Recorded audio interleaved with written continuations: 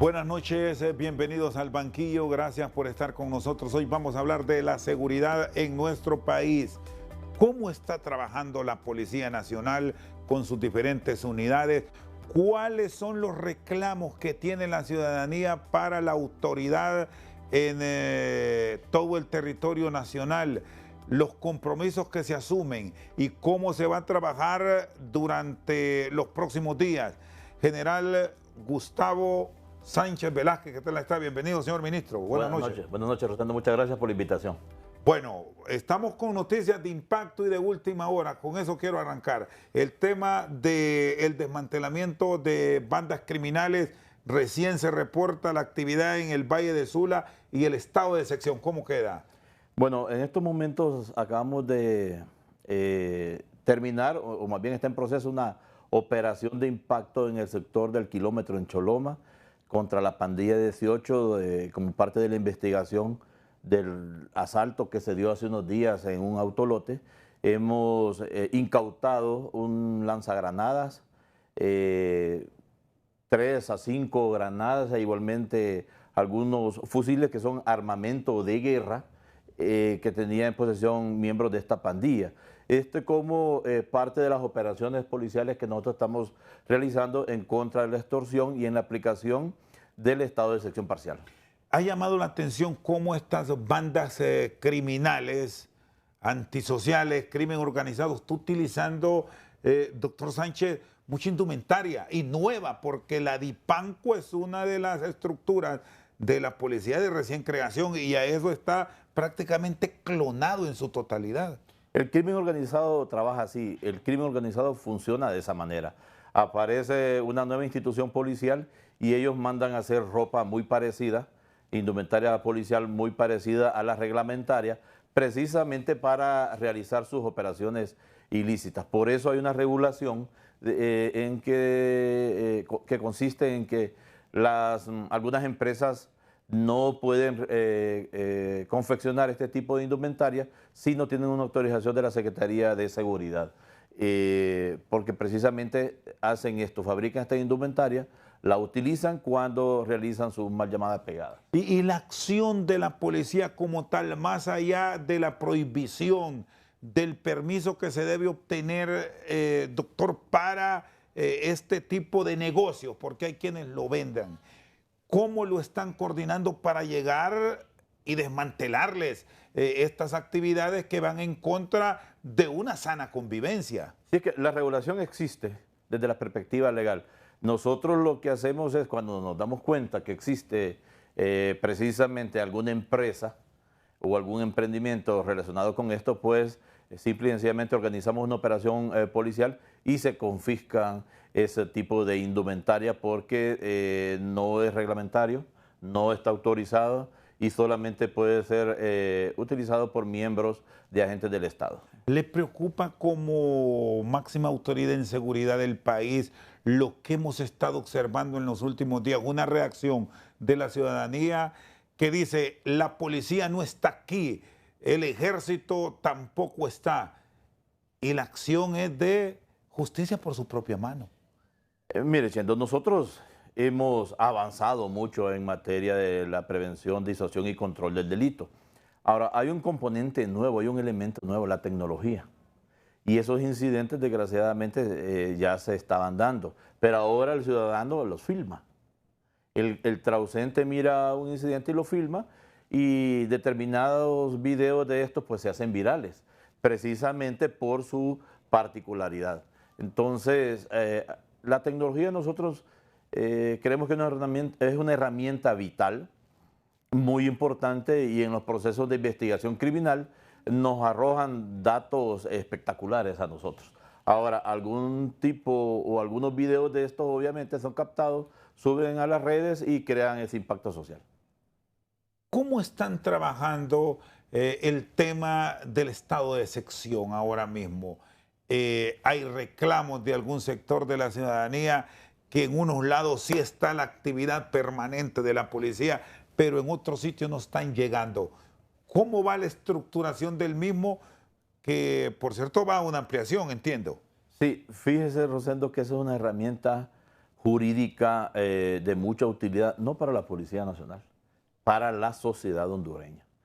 Mire, no hay una institución, son muy pocas las instituciones que realizan tantas acciones operativas al día como la Policía Nacional. Nosotros estamos realizando casi 2.000 operaciones policiales por día. Podemos hacer la conversión de cuántas por hora, cuántas por minuto y cuántas por segundo. Esto es permanente. El accionar policial es permanente, 24 horas al día, 7 días a la semana y con muchísima efectividad. Sabemos que en determinado momento hay quejas y lo entendemos. Escuchábamos que se han presentado algunas denuncias en el CONADE, pero nosotros hemos realizado desde que el estado de excepción está en vigencia más de 1.200.000 acciones y hay 500 quejas. O sea, no deberían de existir esas quejas, pero cuando hacemos una conversión en realidad representa una fracción de toda esa operatividad que nosotros desarrollamos con muy buenos resultados. En estos 2 años nosotros hemos bajado casi 10 puntos en la tasa de homicidio y no ha sido fácil. Siempre ponemos este ejemplo. En pandemia, que estuvimos 6 meses encerrados, solo se bajó 3 puntos. 3 puntos, 6 meses encerrados toda la población. Y en este 2024, la proyección que nosotros tenemos ya prácticamente finalizando el primer cuatrimestre del año es a la misma tendencia, bajar 5 o 6 puntos en la tasa de homicidio. En armas de fuego incautadas, nosotros hemos incautado más de 12.000 armas de fuego en el periodo. O sea, son datos muy importantes, son acciones muy importantes. De hecho, si hay tiempo y producción nos ayuda, lo podemos presentar. Obviamente hay todo un debate. ¿A qué nos faculta a nosotros el Estado? Fijémonos ahí, cómo hemos incrementado la incautación de armas en un 77%. Son datos enormes, son datos espectaculares. Estamos hablando y ahí miren la fotografía, de fusiles AK-47, M16, 2.23, subametralladoras UCI, o sea, son armas que el crimen organizado utiliza para cometer sus fechorías. Y a eso es que nos habilita a nosotros el estado de excepción parcial. Y obviamente el beneficiado final es la ciudadanía. Aquí quiero hacer un alto, doctor Sánchez. Muchas de estas armas son de uso oficial. Cuando se incautan, si hay una acción rápida en el juicio, cosa que es bien complicada en Honduras, las usan ustedes, requieren de este tipo de armas para entregárselas a un policía. Aquí podemos observar una lista que nos muestran las pistolas, revólver y ciertos fusiles. Son muchos de estos de uso oficial. Le reitero, ¿se los entregan a ustedes para equiparse o qué pasa? No. El procedimiento aquí es cuando se incautan este tipo de armas y es por la comisión de un ilícito penal, de un delito, se remite como indicio a la fiscalía, quien a su vez lo utiliza en un juicio oral y público como evidencia, esta arma de fuego. E igualmente ya la ley establece cuál es el procedimiento que se tiene que hacer con ella. De hecho, la Policía Nacional tiene alrededor de 6.000 armas de fuego incautadas a través de los últimos 20 años. ¿Y no las usan? No, están en los almacenes fiscales. Ya hay una comisión con la nueva fiscalía, el nuevo señor fiscal general, y nosotros nos hemos sentado, hay una comisión técnica y estamos trabajando para la devolución de ese armamento que ya, digamos, se le hizo la pericia necesaria. Por cierto, ¿cómo tienen la coordinación? Porque esto es un todo, en donde la policía con sus diferentes unidades, la misma ATIC, el ejército, detienen. Va la acción de la fiscalía y el juzgamiento a nivel del Poder Judicial. Sí. Las leyes que hay en nuestro país, ¿qué tanto les ha generado polémica a ustedes? Porque me dicen de miles de detenidos, pero solo los presentan y van para afuera un montón. Bueno, las instituciones de operadores de justicia somos 3, la Policía Nacional, Ministerio Público y Corte Suprema. Cada una de ellas tiene un porcentaje de responsabilidad establecido en el sistema penal hondureño y acciones que cada una de las instituciones debe hacer. También entra las Fuerzas Armadas con la Policía Militar de Orden Público. Ahora, la Policía Nacional realiza investigaciones criminales, pero somos dirigidos técnica y jurídicamente por el Ministerio Público.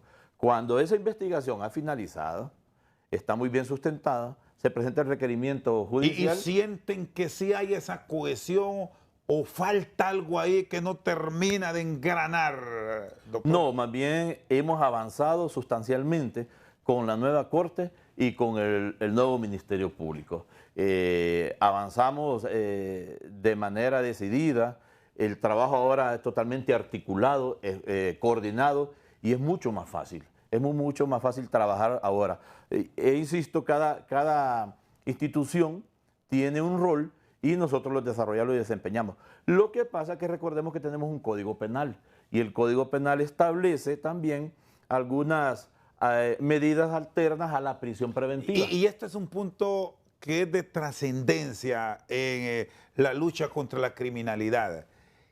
¿Qué cambios deben impulsarse por nuestros legisladores para que no exista este desfase? Porque muchas de estas personas tienen ciertos beneficios para ser oídos en libertad, pero nadie los va a ver en qué están. Nadie sabe cuál es finalmente su movimiento. Algunos solo van a firmar en algunas fechas puntuales, pero después nadie les da seguimiento. Y así muchos que están bajo medidas han cometido crímenes. Sí, pero hay que entender esto.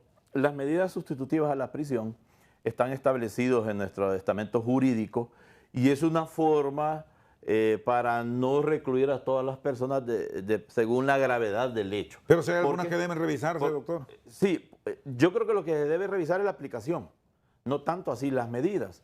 De hecho, nosotros queremos incorporar algunas acciones porque estamos trabajando de manera articulada y hay cuestiones que se deben de hacer. Por ejemplo, nosotros hemos dado como Secretaría de Seguridad y como Policía Nacional pasos firmes con la utilización de la tecnología y de equipos de primera generación como los Black Mamba. En los próximos días estaremos presentando una estrategia, digamos, o una modalidad en el caso de los arrestos domiciliarios, que se utilice el grillete electrónico. Ese grillete electrónico... Es una vigilancia de dónde está una persona bajo una medida distinta a la prisión. Exacto. Y no es caro, porque el grillete no es caro, se tiene que crear el equipo, la plataforma electrónica y digital, todas las personas que le darán seguimiento a esto, y a nosotros nos va a bajar la carga de todas aquellas personas que estamos cuidando con arresto domiciliario. ¿Cuántos vigilan, doctor Sánchez? No. ¿Hay un estimado de cuántas personas, por la naturaleza de la investigación que hay sobre ella, ustedes destinan personas de policía y de las otras unidades a estar pendiente de una zona, de una casa en particular? No todos los arrestos domiciliarios exigen una vigilancia policial. Solamente en aquellos casos que se considere que hay un peligro de fuga. Por ejemplo, en determinado momento a algunos pandilleros se les ha aplicado esta medida y nosotros hemos utilizado hasta 30 policías al día para evitar esa fuga.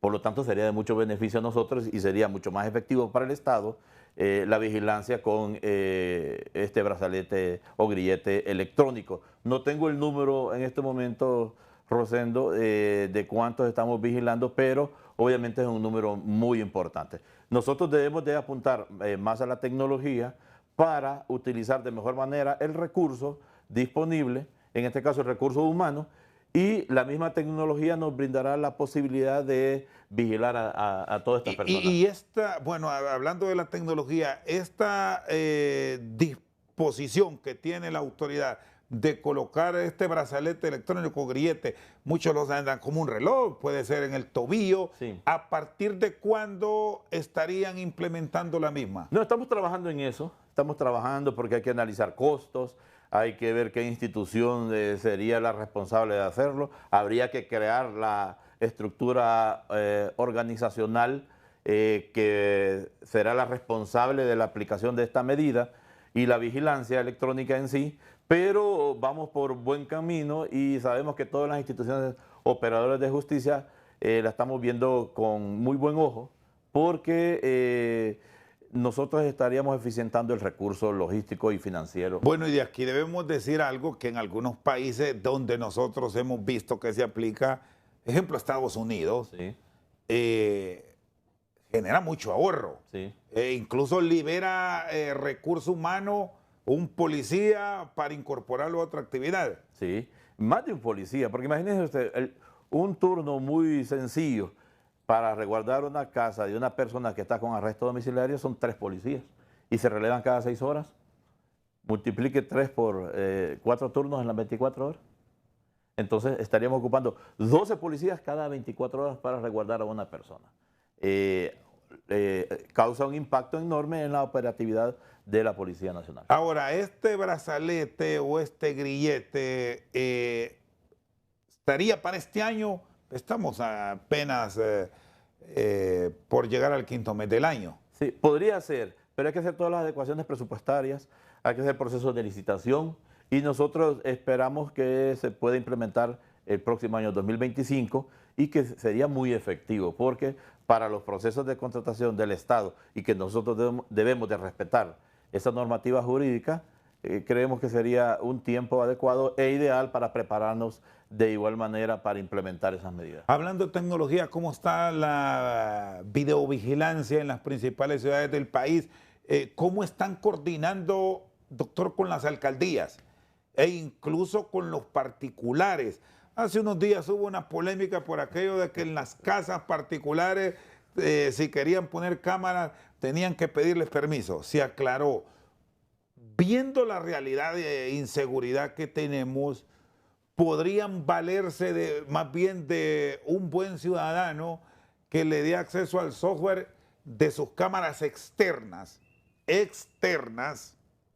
para que les apoyen en esa videovigilancia. Mire, ya lo hacemos. Nosotros utilizamos toda la tecnología disponible y todas las herramientas digitales que estén disponibles en el momento de una investigación. El 911 realiza la videovigilancia y además realiza el reconocimiento facial a través de un software, por un lado. Pero por otro lado, no en todas las ciudades está disponible.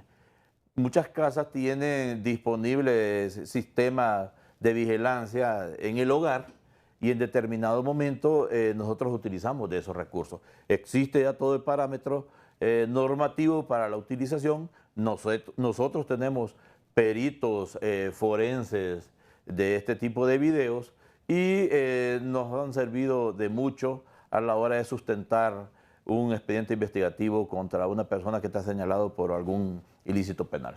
En este sistema de videovigilancia, del uso de la tecnología, ¿qué tanto se ha avanzado? ¿Hasta dónde han contribuido estos sistemas a aclarar algunos crímenes? Que este es el otro gran punto a deber que tienen como autoridad general. Se señala mucho de que se llega a los lugares, que se incautan armas, que se incauta droga, pero nunca hay detenidos.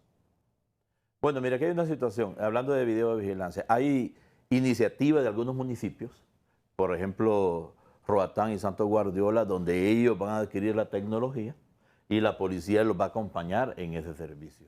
Igualmente hay un crecimiento ya que está proyectado en el 911 para llegar a otras ciudades. El sistema de videovigilancia, sea del Estado o particular, es de muchísima utilidad. Usted no tiene idea, y desgraciadamente no lo podemos decir en público, cómo lo utilizamos y cómo nos sirve a nosotros, porque podría poner en alerta a las estructuras criminales, pero son recursos muy importantes a la hora de realizar una investigación. Y con lo que usted estaba diciendo, mire, generalmente nosotros encontramos plantaciones o algunos cargamentos donde no hay detenidos, pero la investigación inicia. El ejemplo de una investigación exitosa y que lleva mucho tiempo es cuando nosotros realizamos algunas capturas y también hacemos algunas incautaciones de propiedades y de cuentas, porque esto hay que sustentarlo. Hace unos días capturamos a 14 o 15 miembros de la pandilla 18 involucrada en la extorsión. Muy bien, Gustavo Sánchez Velázquez, secretario de Estado en el Despacho de Seguridad, está con nosotros al banquillo. Una pausa, ya regresamos. Seguimos al banquillo con el secretario de Estado en el Despacho de Seguridad. ¿Cómo está operando el estado de excepción? Ya me dio algunos resultados de cómo se ha llevado, pero hay quienes dicen que por qué no lo sectorizan, incluso excompañeros suyos de armas, general. Sí. Es que el estado de excepción parcial, por eso es parcial, aunque tiene aplicación en más de 100 municipios en el país, no limita la locomoción, la libre locomoción, no limita el horario de los negocios, en realidad no limita nada. ¿A qué faculta el estado de excepción a la Policía Nacional? Faculta 3 cosas. Primero, a realizar allanamientos sin orden judicial, pero con un expediente investigativo que posteriormente va a ser convalidado por el fiscal. Segundo, a realizar allanamientos fuera de la franja horaria que dice el Código Procesal Penal.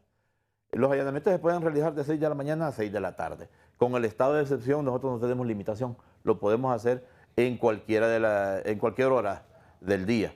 Y la tercera facultad que nos da el estado de excepción es a realizar aprehensiones sin previa orden de captura, pero siempre con un expediente investigativo.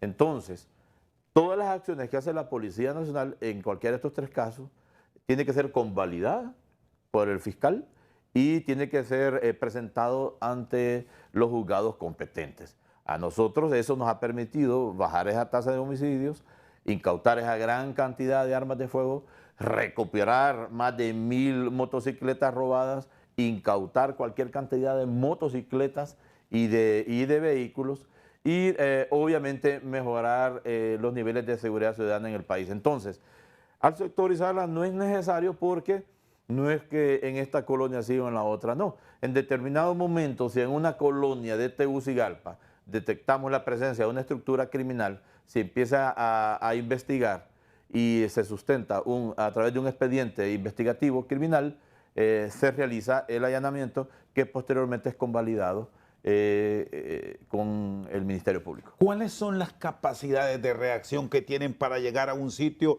donde ahora mismo está ocurriendo algo? Y me hablaba del reporte que tiene la ciudadanía, de estos videos que se vuelven viral, y llegar y detener infraganti, porque hay un elemento, doctor Sánchez, que está pasando. Estamos en una sociedad de mucho conflicto, con estrés. Bueno, aquí le preguntaba esto por este video que queremos ahora mismo compartir. Ahí están 2 civiles peleándose por una pistola. Sí, en realidad ahí lo que pasó es, una de las personas andaba con un arma de fuego y la mostró a manera de amenaza. Entonces, 2 más se le abalanzaron y los redujeron para quitarle el arma en defensa de ellos. Posteriormente, la policía los capturó a los involucrados. ¿Y ahí a quién se detiene? ¿A los 2 o a los 3? Es que, bueno, ahí lo podemos ver las personas que fueron capturadas. Hay una situación, Shendo, y aquí lo vamos a mencionar. Las causas del crimen en Honduras tiene 3 fuentes. Primero es el crimen común, el segundo es el crimen organizado y el tercero es lo que estamos viendo ahorita nosotros, los patrones culturales enquistados.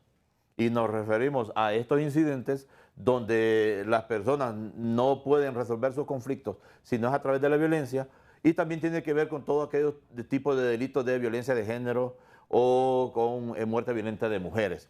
Entonces, tenemos una sociedad encrispada, tenemos una sociedad o alguna de las personas de nuestra sociedad resuelve sus conflictos de manera violenta y eso finaliza desgraciadamente en determinado momento en homicidios. Y aquí, bueno, ahí estábamos compartiendo este video y quiero también ir por la línea de lo que estamos viendo en las principales ciudades del país. Ahora es complicado circular. ¿Qué pasa con la policía de tránsito, General, ¿dónde están? Nos preguntamos mucho. Vemos ciertas horas de movilidad que llegar a un sitio que normalmente debería no ir más allá de media hora, se tarda 2, 3 horas. Es que hay un fenómeno interesante. Todo el mundo dice la policía de tránsito y tiene alguna responsabilidad, pero el problema es que en el país se cuadruplicó el parque vehicular. Si usted, amable televidente que nos está viendo, yo le pregunto, ¿cuántos vehículos hay en su casa? Posiblemente cada adulto tenga un vehículo. Y alguien dirá, es una necesidad, y yo le doy la razón, es una necesidad. Pero vivimos, en este caso, en Tegucigalpa, en una capital que no fue diseñada para eso. Las calles son estrechas.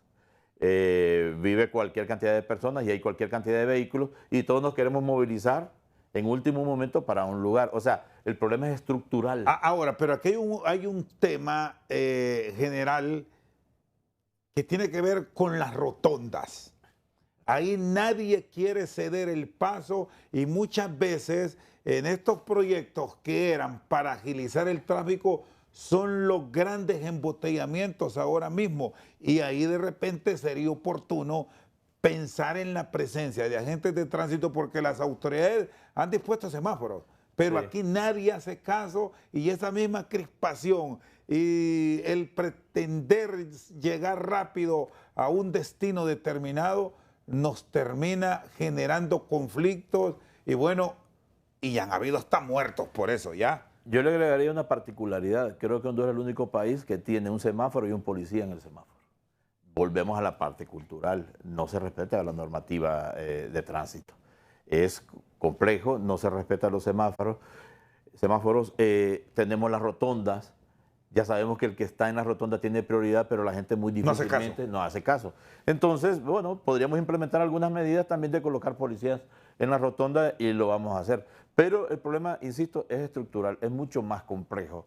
Se está trabajando hay alguna planificación para crear más vías de acceso, pero es un problema muy complejo que tenemos con el tráfico vehicular en la capital y también en San Pedro Sula, no solamente es acá, y que va más allá de implementar un mayor número de miembros de la Policía de Vialidad y Transporte. ¿Y se tienen estos policías de vialidad y transporte? Sí. ¿Los hay o por las mismas necesidades han tomado estos policías para llevarlos a otras unidades? No. Bueno, hay que entender algo. Miren, nosotros recibimos una institución con 16,000 hombres y mujeres. ¿Hoy cuántos tienen? Hoy tenemos 20,000. Y al finalizar el gobierno vamos a tener 22,500. Porque tenemos aprobado el renglón presupuestario para eso. A nosotros, el gobierno nos ha dado recursos. Hay una voluntad política decidida para reforzar. Pero Honduras necesita 30,000 funcionarios policiales, que de acuerdo a nuestro plan, el maestro de crecimiento, lo vamos a lograr en los próximos años. Eso para llegar al estándar que Naciones Unidas exige de 3 policías por cada 1,000 habitantes. Por lo tanto, la Dirección de Vialidad y Transporte, la Dirección de Investigación Criminal, tienen déficit en el número de policías que deberían estar trabajando ahí. Ahora, hablando de policías, ¿qué unidad tiene la responsabilidad designada por usted para las asignaciones de agentes a determinados funcionarios? Porque también ahí hemos observado general abuso. No del policía, el policía presta un servicio, es del funcionario, muchas veces hasta conchudo, que anda utilizando un agente para que le ande cargando la cartera, para que le ande llevando la carreta en un supermercado o para que lo cuiden actividades estrictamente particulares. ¿Es posible que eso se regule, doctor Sánchez? Bueno, quiero decirle que el Estado hondureño, después de la muerte de Berta Cáceres, fue condenado a crear una dirección de protección. Y nosotros la tenemos y tenemos 1,000 funcionarios policiales asignados a tal menester. Pero eso no se hace de manera arbitraria. Ya existe una ley y existe el análisis de riesgo donde establece si una persona X o Y, y no siempre funcionario público, porque no se aplica solamente para eso, sino que hay diferentes perfiles de ciudadanos y ciudadanas que pueden ser beneficiados con esta medida. después de un análisis de riesgo. Nosotros, pues, de manera responsable, cuando recibimos y asumimos con el actual director general, se empezó a revisar esas medidas y se empezó a quitar algunas personas o algunos esquemas de seguridad que teníamos. De hecho, al actual director en cada momento la pasan denunciando porque ella aplica la ley y tal vez el beneficiario de la medida se incomoda por esto. Debemos de trabajar fuertemente para evitar cualquier tipo de abuso, pero sí de hacer notar que no solamente los funcionarios públicos pueden accesar a este servicio, sino que también tenemos medidas aplicadas por los organismos nacionales e internacionales. Bueno, y en eso estamos claros y conocemos que existe este mecanismo, pero el planteamiento iba orientado también, doctor Sánchez, con ciertos funcionarios, que vaya, nosotros los identificamos así públicamente como gatos, porque no estamos hablando a nivel de secretarios de Estado, subsecretarios de Estado, magistrados, sino que esto no de ahora, se terminó prostituyendo y observamos que personas que no deberían andar con una protección de un agente de policía, porque es para la ciudadanía en general, lo andan. Eso hay una forma como ustedes tienen un sistema de evaluación incluso para quitárselo, porque no lo utilizan para que lo protejan sino para asuntos particulares. Es lo que estamos haciendo. De hecho, nosotros teníamos más funcionarios policiales realizando ese tipo de menester. Hemos revisado con el director general y con la directora de protección y se han retirado varios esquemas que no llenaban los requisitos legales. E igualmente, en determinado momento, cuando ha habido algún abuso, usted me lo decía antes. El tema de los vehículos. Exactamente. Incluso, nosotros hemos impuesto sanciones.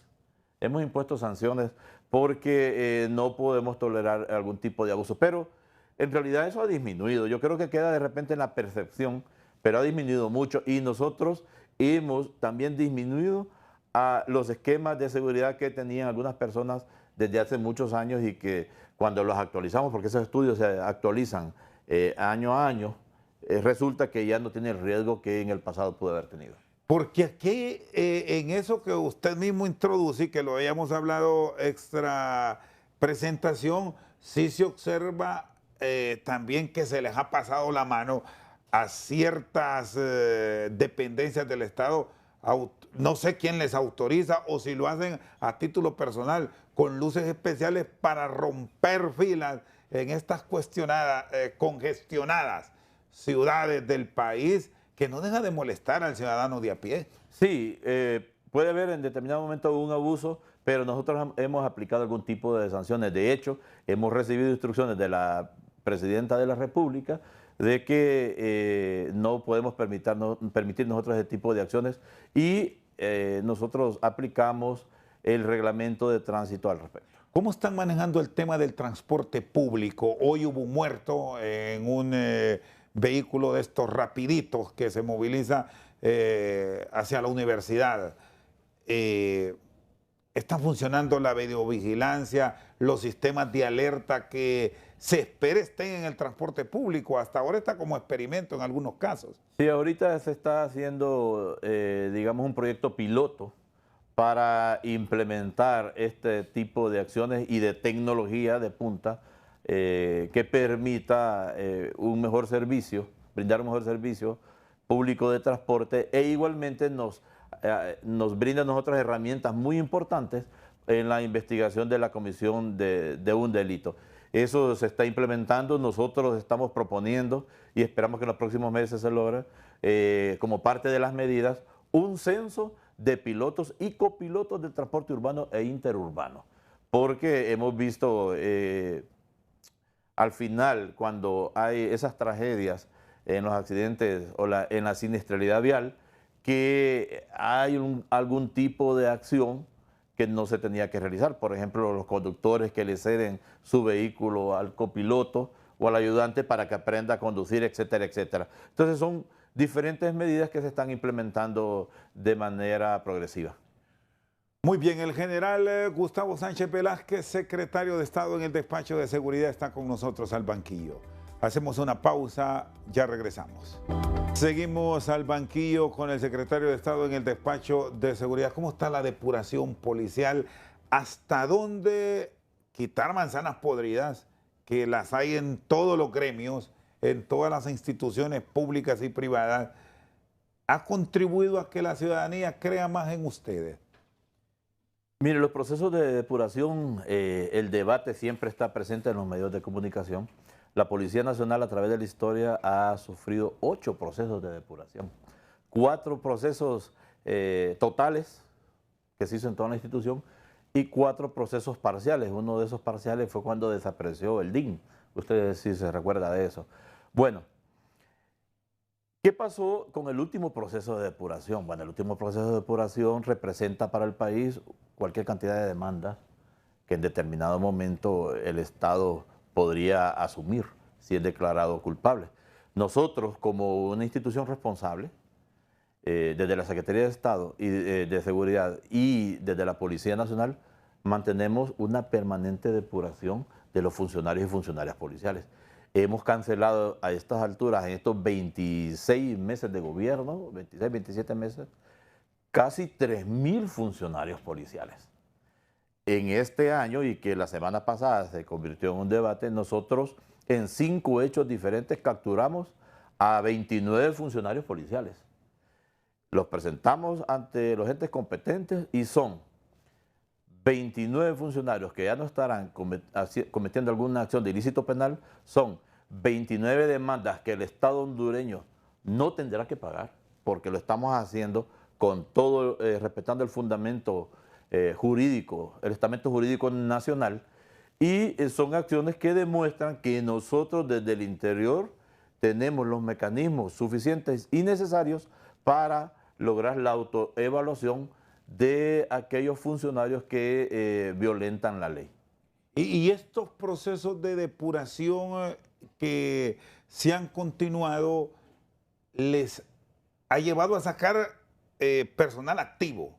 ¿Sí? De nuevas dependencias recién creadas. Sí. ¿Cómo es que sortean, general, estos procesos de evaluación previo que se supone son profundos y que les permite seleccionar buenos agentes, pero estamos viendo que al final eso no ha pasado con ciertos casos? ¿Se debe pensar en cambiar estos esquemas de selección o qué pasa? No, Chendo, la situación es distinta. El ser humano es perfectible.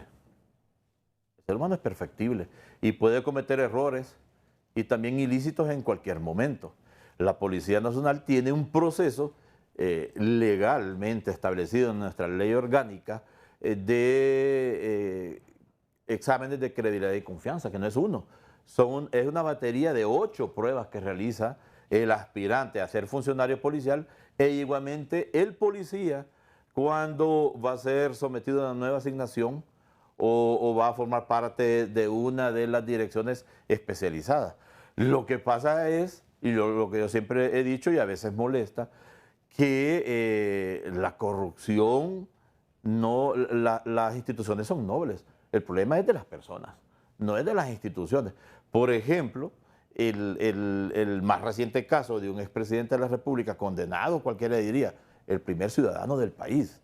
Ok, ¿qué pasó ahí? Bueno, pasaron muchas cosas.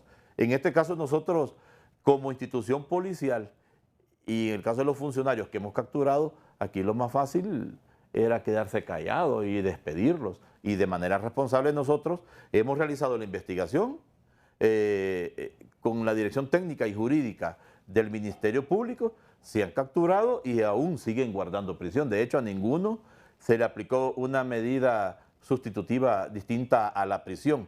Por lo tanto, demuestra que son expedientes investigativos muy bien fundamentados. Entonces, nosotros debemos de trabajar permanentemente en estas acciones. De hecho, las investigaciones siguen. Los funcionarios policiales pueden ser sancionados de 2 formas.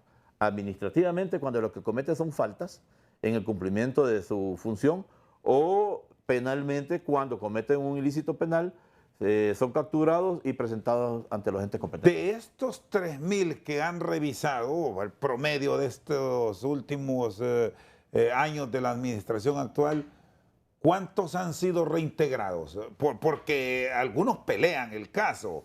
No, o ninguno de ellos volvió. Ninguno de ellos ha sido reintegrado. Eso demuestra que estamos aplicando la ley de manera responsable. De repente nosotros estábamos acostumbrados a la exhibición mediática, al escándalo, a involucrar a otros sectores y que denunciaran en todos los medios, hacemos esto, esto y esto, y al final algunos han vuelto. Otros están esperando la sentencia y con algunos se cometió también algún tipo de arbitrariedad. Nosotros estamos haciendo un trabajo de acuerdo a la normativa jurídica que existe, en eso nos fundamentamos para que estas personas no vuelvan. ¿Hay un estimado, doctor, de cuánto ha pagado el Estado por estos procedimientos a lo largo de los momentos que aplicaron depuración y que les obligó incluso a ustedes, no solo a pagar, sino a tener que recibir policías que ya se habían ido? Con la depuración del gobierno anterior, creo que tenemos a 4 personas que regresaron. La Corte Suprema de Justicia les dio la razón y falló en contra del Estado de Honduras.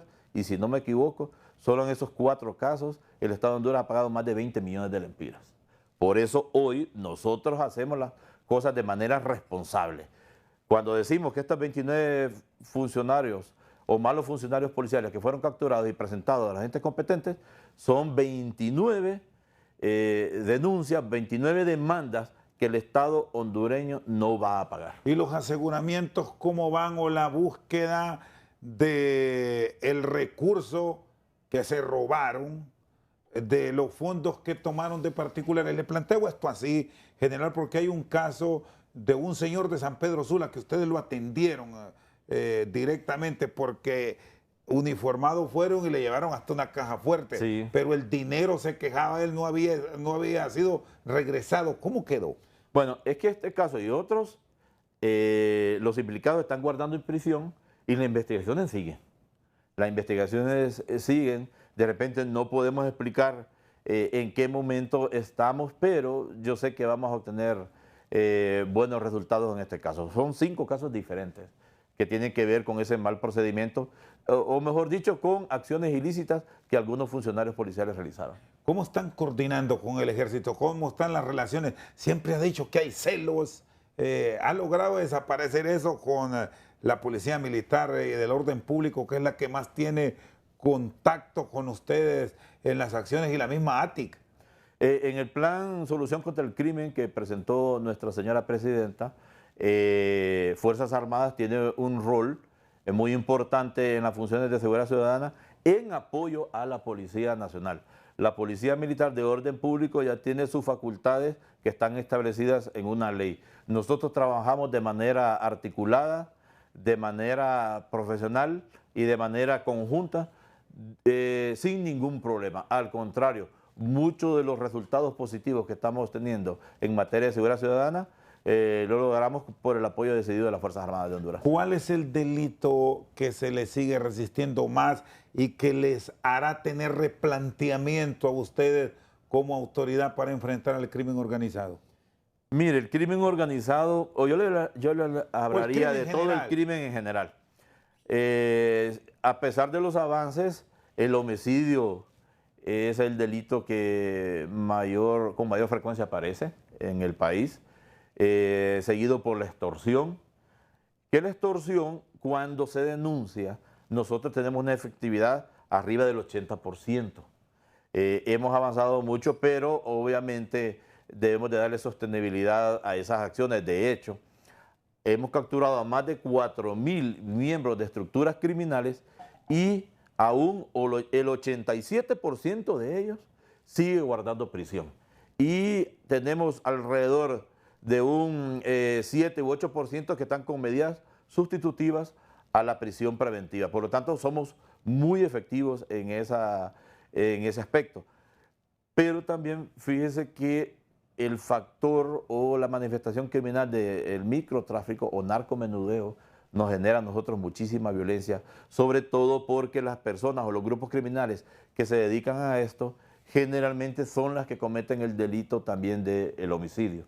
Y hay un cuarto factor de violencia que es distinta, pero estamos a punto de llegar a que supere la comisión de homicidios, que hablamos de las muertes por siniestralidad vial. Es elevado. En la semana pasada o hace algunos días tuvimos más muertos por accidentes de tránsito que muertos por violencia. Muy bien, el general Gustavo Sánchez Velázquez, secretario de Estado en el despacho de seguridad, con nosotros al banquillo. Una pausa y ya regresamos. Seguimos al banquillo con el general Gustavo Sánchez Velázquez. El tema de las motocicletas, ¿cómo lo van a regular aquí? Por doquier, y no solo en las grandes ciudades, en las aldeas, le salen por todos lados. No respetan las señales, no respetan una disposición en ciertos municipios que no pueden andar dos hombres. Al final aquí parece que es la ley de la selva. Bueno, con las motocicletas podemos decir dos o tres cosas. Primero, los fallecidos por accidentes de tránsito, donde más se presentan en los accidentes en motocicleta. Eso es uno. Tiene que ver mucho con el hecho de no utilizar el casco. Si ustedes se fijan en los pueblos, los jóvenes andan con el casco en el codo y no hacen un buen uso de ese dispositivo de seguridad. Lo otro, en algunos municipios aún existe la prohibición de 2 personas en motocicleta.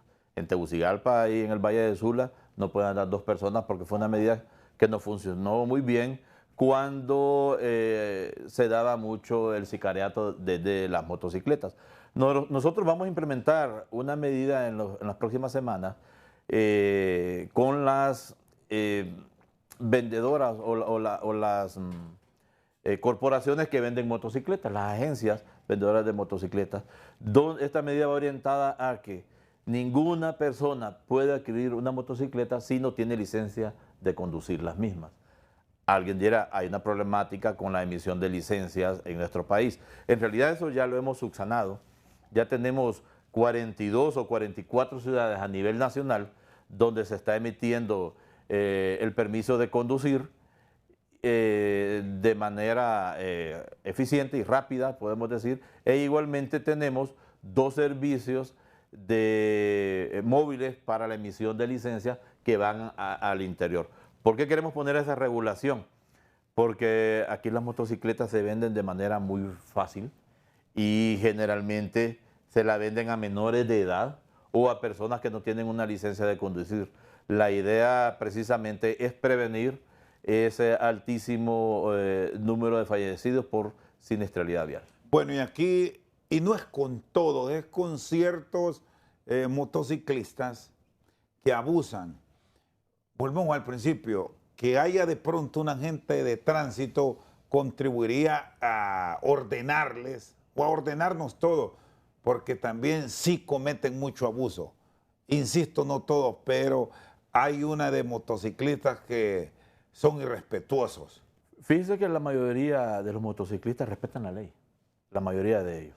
Obviamente hay un porcentaje reducido, pero existe, que irrespeta la normativa de tránsito y respeta la normativa de convivencia ciudadana y no respeta altos, rebasa en medio de los vehículos cuando hay mucho tráfico, etcétera, etcétera. Entonces nosotros igualmente estamos trabajando en una campaña de prevención y educación vial en ese sentido, y también debemos de ser un poco más estrictos con la aplicación de sanciones administrativas con este tipo de conductores de vehículos. Aquí hay otro elemento, general, y en las quejas que a diario uno escucha en las diferentes emisiones de noticieros, de programas de debate, de la queja del ciudadano. Mucho abuso con vehículos que los han convertido, dicen, incluso con motociclistas que usan ciertas zonas de la capital, los bulevares, para los famosos piques. En la zona de Toncontín por la universidad, las salidas al norte, a Valle de Ángeles, por la zona de Santa Lucía. Esto es casi general que se ha dado. Sí. ¿Qué tienen como programación para que haya respeto y bajar la contaminación sónica de paso? Esto definitivamente se tiene que regular. Lo estamos haciendo, hemos hecho algún tipo de operativos, pero se tiene que regular porque hay 2 cosas.